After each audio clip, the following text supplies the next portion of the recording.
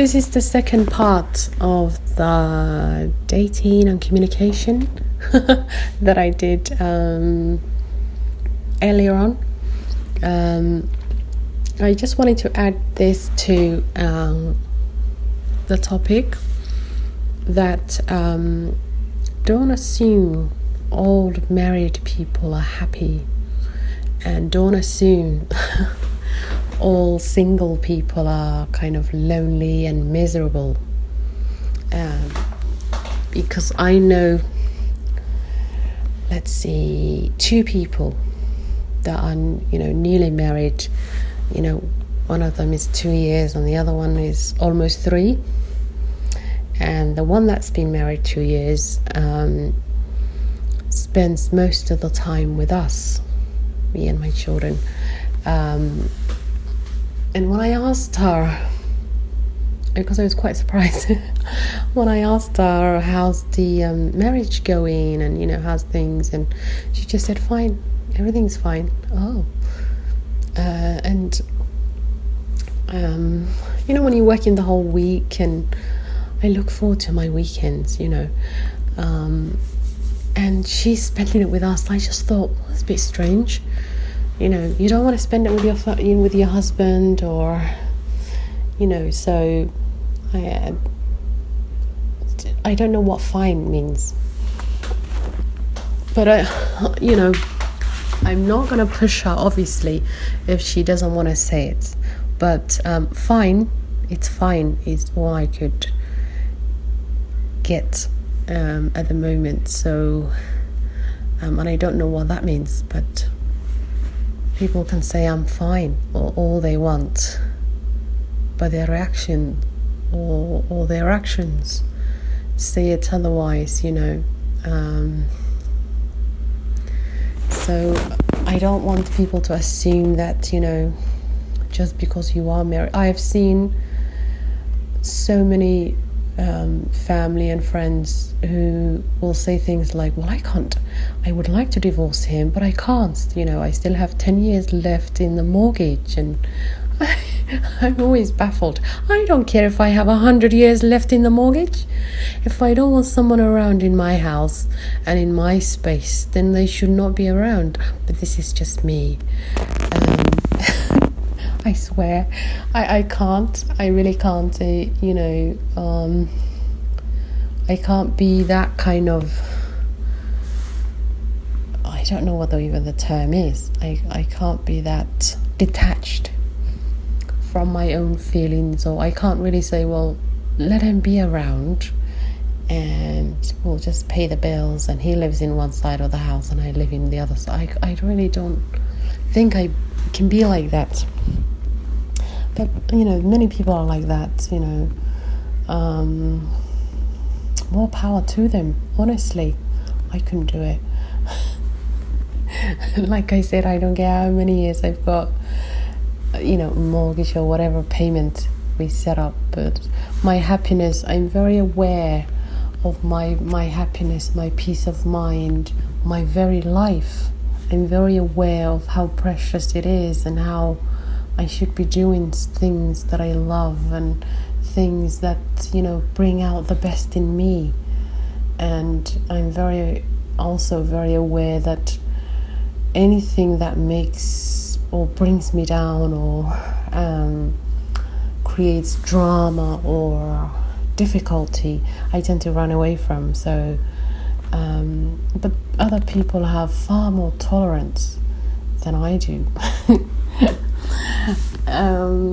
And they're okay with wasting their life away because they want to see their children grow up or some other nonsense like that.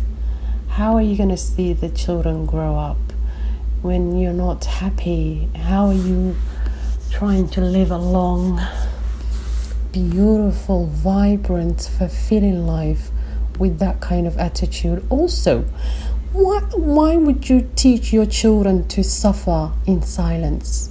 That's what you're teaching them. I don't want any of my children to think it's okay to divorce or live in the same house and be miserable and any of that. You know, I've got divorced when I was pregnant, and I did not give a monkeys if I was carrying 20 babies as long as that guy was out of the house, you know, because my happiness and my children's happiness comes first. Everything else is secondary. Whether it's the rent or whatever people seem to put their energies on is secondary to my happiness. My very life is very important. So it's very important that I am happy, that I am peaceful, that I am stable, that I am okay, you know, especially with the environment you're living in. And if there's anybody out there that kind of lives in that situation, then do something. I don't know how you can tolerate such a thing. I really can't. It will rain, you know, when was it? A week ago. It rained so heavily in London that I could feel the water inside my shoes. And we were like taking the bus for, I would say, about 25 minutes. And I was so miserable. I hate getting wet. The cold is okay, but as long as I'm not wet. And you know, those of us from a hotter climate, although I have not been living in hot climate for 27 years, I do visit there occasionally. But I'm only there for like 3 weeks, 2 weeks, and I love it. But I've not been in, you know, I've been living here since roughly the age of 8. So yeah, that was like miserable enough. When I came back home, the first thing I wanted to do was get changed, get dry, and I didn't do nothing until I was warm, and I was, you know, me and my daughter were both dry, and that's when I thought, all right, now I can start with dinner and whatever else we had to do on that day. And you know, so I'm very aware of not wasting your time, your life, your happiness and all the rest of it on some person who, you know, who you don't want to be around, and you know, you only have them around because they're taking care of some bill or whatever. They can take care of it, you know, the bill or whatever they have to do in their own space, just you know. So I can never tolerate things like that. And I'm very aware that I'm a role model to my children, and I, you know, I don't want them to think it's okay to be miserable and lonely, or you know, and that responsibility becomes, responsibility is more important than their happiness and any of that nonsense. I want them to be fulfilled and happy and put themselves first, because I do that.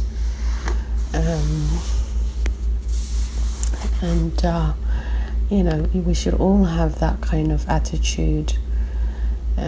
What if you were told you've only got 10 years to live, or I don't know, 5 years to live?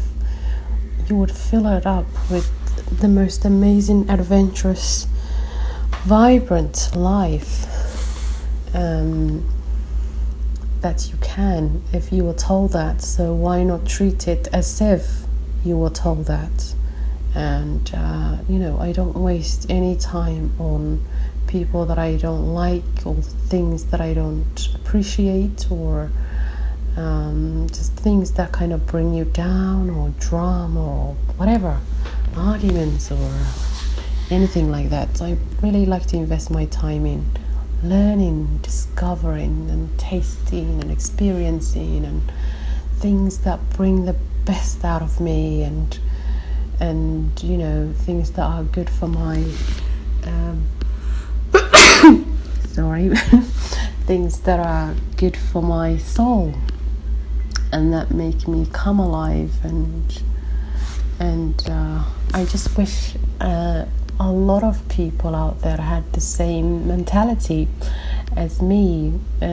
Just because you were born in some environment does not mean you can't change and learn. I wasn't born in the best of environments. No, my age, when I was younger, when my dad was alive, it was the best. But I think after he died, my mother sent me here, and I lived with an aunt and her children, and it wasn't the best of situations, but you get on with it. And I've always promised myself that I would put myself first and take care of my health and happiness and first before I do any other thing. And it's always been that way. Now that I have the children, I have an obligation and a responsibility to show them how to live in the right way, and kind of be a role model to them. And I just wanted to anyway add that to the other episode. So don't assume. A lot of married people, for whatever reason, I haven't discovered all of it yet, for whatever reason seem to be okay with living in the same house or even in the same room. And they will use excuses like, well, the children, we don't want the children damaged, or the children are already damaged by the looks of it because of the way they're acting. And you also make it okay for your children to live in misery. Like when they grow up, they're going to be okay with domestic violence or some other abuse of some other kind, and they won't have the courage to move forward, end things, and move on from it in a healthy way if you don't teach them now by example. And I just wanted to add that to the episode that I did earlier on. And I'll speak to you another time. Okay, bye-bye.